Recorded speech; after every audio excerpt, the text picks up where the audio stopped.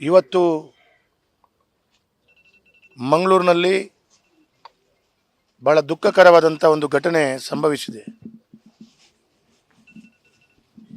ಬೆಳಿಗ್ಗೆ ಮುಂಜಾನೆ ಸರಿಸುಮಾರು 4-4:15 ಗಂಟೆಯ ಹೊತ್ತಿಗೆ ಬಹಳ ಭೀಕರವಾದಂಥ ಮಳೆ ಬರ್ತಾ ಇರುವಂಥ ಸಂದರ್ಭದಲ್ಲಿ ಮಂಗಳೂರಿನ ಪಂಪೆಲ್ನಿಂದ ಗರೋಡಿ ಕ್ಷೇತ್ರದ ಹೋಗುವಂಥ ಮುಖ್ಯ ರಸ್ತೆಯಲ್ಲಿ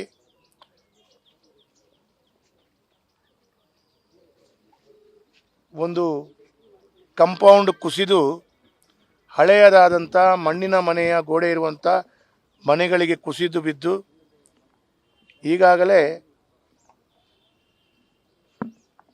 ಬಂದಂಥ ಪೊಲೀಸ್ ವರದಿ ಮತ್ತು ಇನ್ನಿತರ ಜನರ ಅಧಿಕಾರಿಗಳಂತ ತಿಳ್ಕೊಂಡ ಹಾಗೆ 3 ಜನರ ಜೀವಕ್ಕೆ ಅಪಾಯ ಹಾಗೆ ಜೀವ ಹಾನಿಯಾಗಿದೆ ಅಂತೇಳುವಂಥದ್ದನ್ನು ತಿಳ್ಕೊಂಡು ಬಂದಿದೆ. ಇನ್ನೂ ಕೆಲವರಿಗೆ ಪೆಟ್ಟಾಗಿದೆ. ಅದು ಅವರು ಚಿಕಿತ್ಸೆ ಮಾಡುವಂಥ ರೀತಿಯ ಎಲ್ಲ ಕೆಲಸ ಕಾರ್ಯಗಳಾಗ್ತಾ ಇದೆ. ಒಟ್ಟಾರೆ ಈಗಾಗಲೇ ನಾನು ಇನ್ನೂ ಇದಾದ ನಂತರ ಆಸ್ಪತ್ರೆಗೆ ಹೋಗಿ ಭೇಟಿ ಕೊಟ್ಟು ಚಿಕಿತ್ಸೆ ಇರುವಂಥ ಆ ಎಲ್ಲ ಬಂಧುಗಳನ್ನು ಕೂಡ ಅವರ ಆರೋಗ್ಯ ವಿಚಾರಣೆ ಮಾಡುವಂಥದ್ದು, ಅಧಿಕೃತವಾಗಿ ವೈದ್ಯರ ಹತ್ರ ಮಾತಾಡಿಸ್ಕೊಂಡು ಅದರ ಎಲ್ಲ ಸಂಪೂರ್ಣವಾದಂಥ ಮಾಹಿತಿಗಳನ್ನು ತಿಳ್ಕೊಳ್ಳುವಂಥ ಪ್ರಯತ್ನಗಳನ್ನು ಮಾಡ್ತೇನೆ. ಆದರೆ ಒಟ್ಟಾರೆಯಾಗಿ ಹೇಳಬೇಕು ಅಂತೇಳಿ ಆದರೆ ಇದೊಂದು ಹಳೆಯದಾದಂಥ ಒಂದು ಕಂಪೌಂಡ್.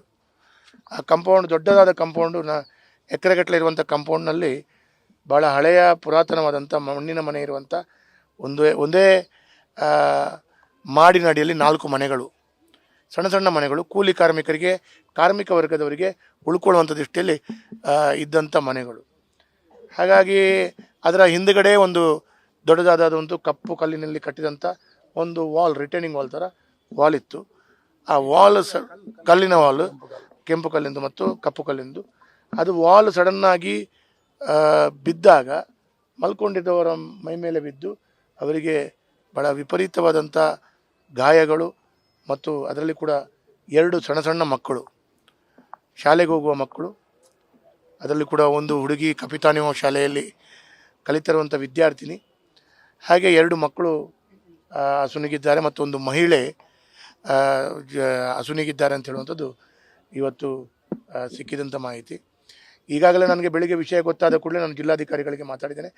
ಅದಕ್ಕೆ ಜಿಲ್ಲಾಧಿಕಾರಿಗಳು ಸರ್ ನಾನು ಹೋಗ್ತಾ ಇದ್ದೇನೆ, ಇಲ್ಲಿ ಬರ್ತಾ ಇದ್ದೇನೆ ಅಂತ ಹೇಳಿದರು. ಹೋಗಿ ಬಂದ ನಂತರ ಪುನರಪಿ ನಾನು ಜಿಲ್ಲಾಧಿಕಾರಿಗಳು ಮಾತಾಡುವಾಗ ತಕ್ಷಣ ಅದಕ್ಕೆ ಪ್ರಕೃತಿ ವಿಕೋಪದ ಪರಿಹಾರ ಅಂತೂ ಸಿಗುತ್ತೆ, ಕೊಡ್ತಾರೆ. ಅದರಲ್ಲಿ ಕೂಡ ಕೆಲವು ಅವರ ಬ್ಯಾಂಕಿನ ವಿಳಾಸ ಅಥವಾ ಅವರ ಬ್ಯಾಂಕಿನ ಬ್ಯಾಂಕ್ ಅಕೌಂಟ್ ಸರಿಯಾಗಿದೆಯೋ ಇಲ್ಲೋ ಒಬ್ಬರದ್ದು ಇಲ್ಲ ಅಂತ ಹೇಳುವಂಥದ್ದಿದೆ. ಇದನ್ನೆಲ್ಲವನ್ನು ಗಮನಿಸಿಕೊಂಡು ಅವರಿಗೆ ಪ್ರಕೃತಿ ವಿಕೋಪದ ಪರಿಹಾರವನ್ನು ಕೊಡುವಂಥ ಕೆಲಸ ಕಾರ್ಯಗಳಂತೂ ಮಾಡ್ತಾರೆ.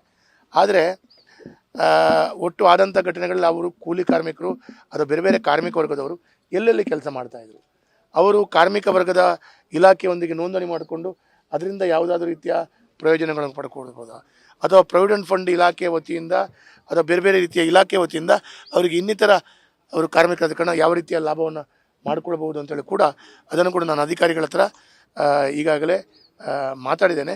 ಇನ್ನು ಪುನರಪಿ ಕೂಡ ನಾನು ಸಂಪೂರ್ಣವಾದಂಥ ಮಾಹಿತಿಗಳನ್ನು ತಿಳ್ಕೊಂಡು ಅವರಿಗೆ ಹೆಚ್ಚಿನ ಪರಿಹಾರವನ್ನು ದೊರಕಿಸಿಕೊಡುವಂಥ ದೃಷ್ಟಿಯಲ್ಲಿ ನಾನು ಕೂಡ ಸ್ಥಳೀಯ ಶಾಸಕನಾಗಿ ನಾನು ನನ್ನ ಸಂಪೂರ್ಣ ಪ್ರಯತ್ನಗಳನ್ನು ಮಾಡ್ತೇನೆ.